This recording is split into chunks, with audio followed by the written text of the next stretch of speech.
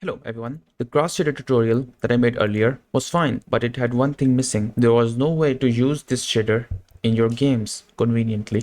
The previous technique relied on using the multi-mesh instance 3D to populate the entire surface with the grass. And in your games, you obviously can't do this because it brings so many performance and usability issues. So I made a small tool that allows you to paint your grass in Godot Engine editor. So let me show you how it works. So you select the paint mode to true and then you paint your grass like this. You can control the density so it adds more grass particles as you paint.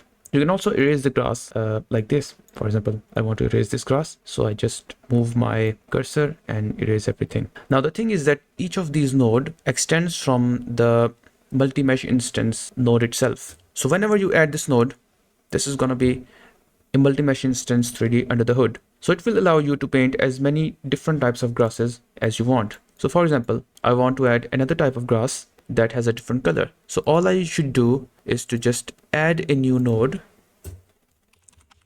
grass painter, and give it the different mesh. So for example, my original one has this mesh. I should just copy and I should paste uniquely here. And then what I will do is just change the material colors. For example, I want the red grass this time. So now with this new node selected, all I will be doing is just painting this new grass like this. Now this one is a different multi-mesh instance and this one is a different one under the hood like this. So in your games, you want various multi-mesh instances based on the proximity. So for example, one part of your level, for example, this part will have a single multi-mesh instance. And when you will look away, the engine will not draw that, and the engine will draw another one that is in front of your view.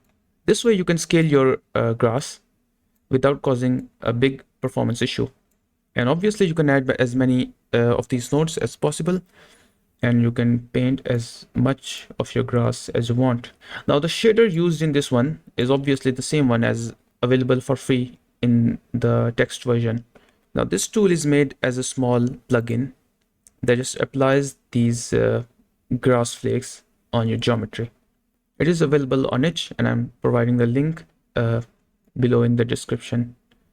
So thanks so much for watching, and see you in the next video.